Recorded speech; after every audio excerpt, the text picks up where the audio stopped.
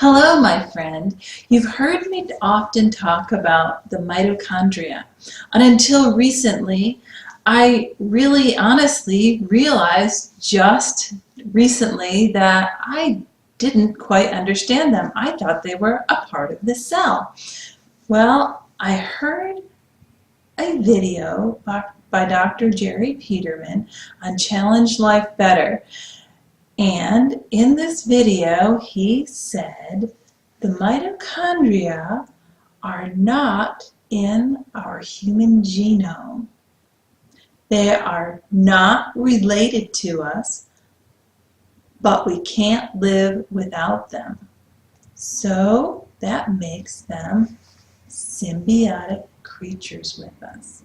Now that just set my curiosity off, and this video had some really great information in it, so I got his permission to share it with you.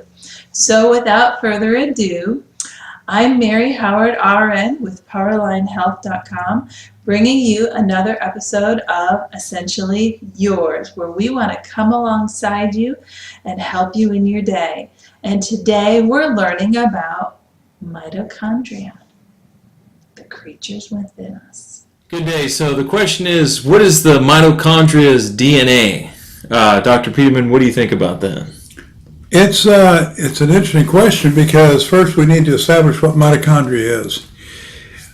In the human body, our energy is extracted from the food we eat by mitochondria and from cell processes. But the mitochondria specifically are the energy systems that actually pull the energy from the food that we eat. Now, what is mitochondria? Mitochondria they're referred to as organelles, little tiny pieces of material that almost act as if they were bacteria. Matter of fact, they really do, I'll get to that, really do act like bacteria. But we've had mitochondria as long as human beings have existed. We've had mitochondria in our cells. And that's why we have a lot of energy, why our brains work really well, because we can extract a lot of energy from various foods that we eat. Okay, that sounds like anything else. So what's so unique about this? Mitochondria is not in our human genome. Wow. It's not related to us. So if it's in every living cell and it's not related to us and we can't live without it, that makes us at least a symbiotic creature. We can't live without mitochondria. And mitochondria cannot live without us. So it's a relationship that began a very, very long time ago, and both the mitochondria as quasi-bacteria and humans have benefited from this relationship, vastly benefited from this relationship. So, where are we now? Why is this a big deal? Because we have found as scientists that mitochondria is in fact one of the most important materials in regard to the aging process. We found that as mitochondria decline and are damaged by our standard American diet, the SAD diet, or the trash that's in our environment, the toxins that we have. Remember, a lot of food that we eat now comes from other countries where there is no EPA. They'll spray whatever they have to get the product to look good and kill the bugs and then sell it to unwary Americans. So one of the worst is bananas. I spent some time in Ecuador and I could not believe what was sprayed on bananas. So if you're going to buy bananas, buy organic bananas and don't even touch the other ones because there is some kind of problem with that. So any of those environmental factors, poisons or whatever, destroy mitochondria, and therefore we begin to age. And our process of aging and our process of decline and death is totally related to the health and the volume of mitochondria in our systems. We find now that most people who are in the last stages of decline in nursing homes have very little mitochondria left. So is it the same in every living cell? No. Mitochondria is very intelligent about its placement within our cells. Example being, there's about 500 mitochondria in a healthy 28-year-old in the skin of every cell on their big toe. Okay, well, let's just put it this way. There's not a whole lot going on in the skin of your big toe. So mitochondria are there to keep the cells going and blood flowing and whatever. In other words, keep the cell healthy. So if mitochondria seems to be able to allocate itself where it's needed, one of the most important things is to ask how much of it is in the brain. What do you think is in the brain? If there's 500 of these things in a cell, how many are in a neuron in the brain? Just one neuron. Well, from what I've heard from you, there's over 10,000 each neuron. 10,000. And that correlates very well with the idea that the brain, even though it's only 5% of the weight of the body, the brain uses 20% of all of the energy that a human expends in living. So these guys generate a lot of heat and a lot of energy, and we need that in order to process information in our brain and stay healthy. Now, the brain isn't just something that thinks.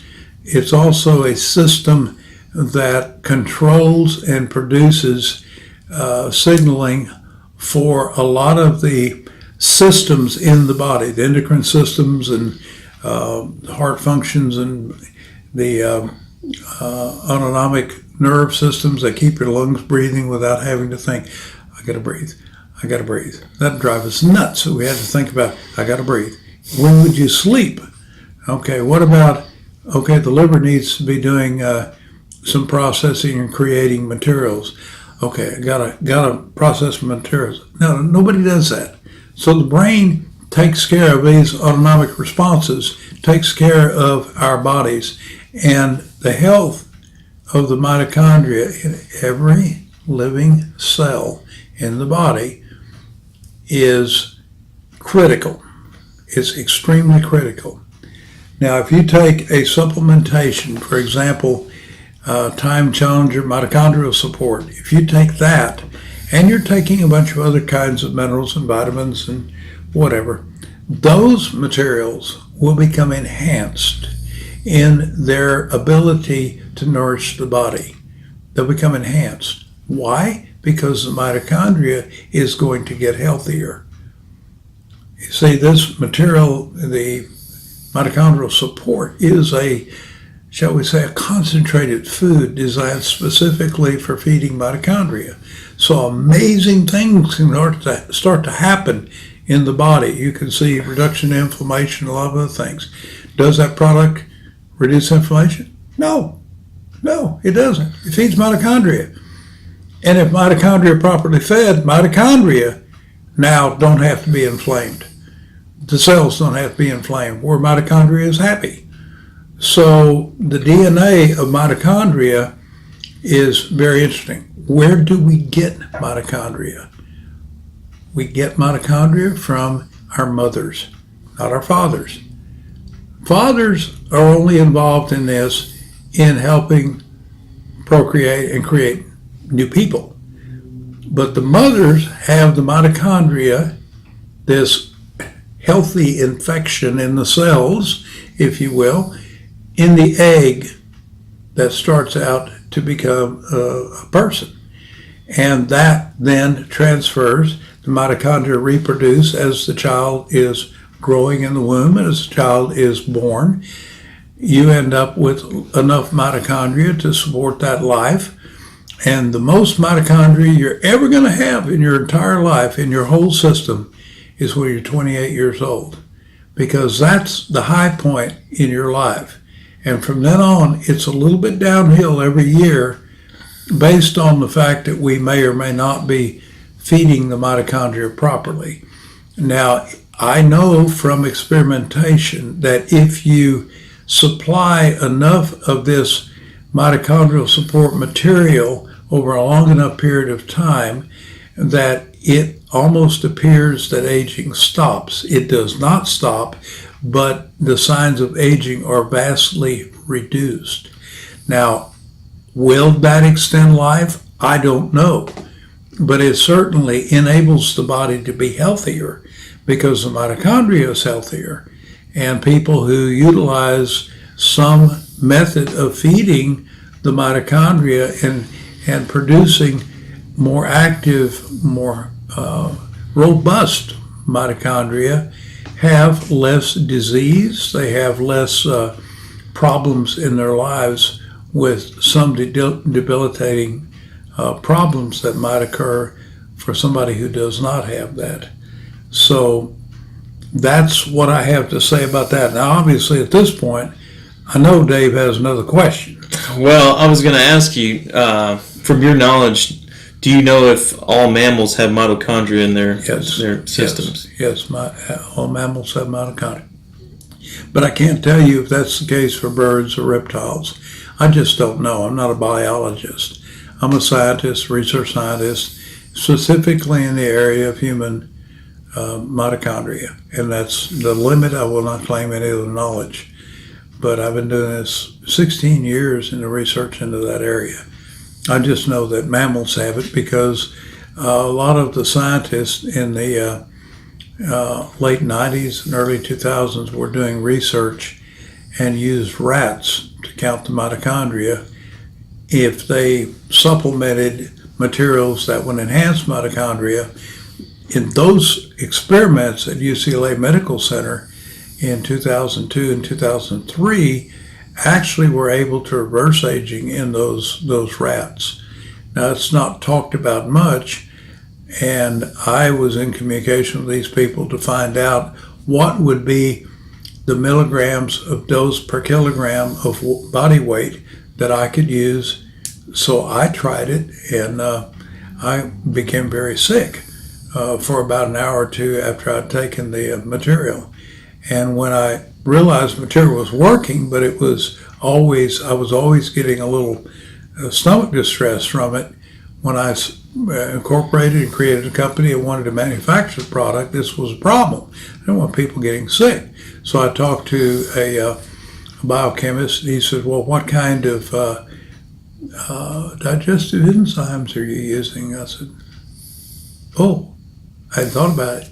So he said, you need amylase, lipase, and protease in with your material, and then you're able to alleviate some of the stress. We did, and it worked.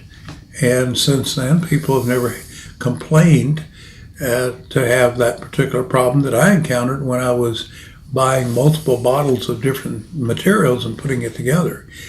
I found now that if I buy the multiple bottles of these materials at a health food store for 1 month's dose of what can be purchased for about $60 from Time Challenger Labs, that combination of bottles would cost you between $250 and $300 for a month's supply. So wow. By large purchases and reduction in cost because of volume purchasing, product can be made that's reasonable and everybody can benefit.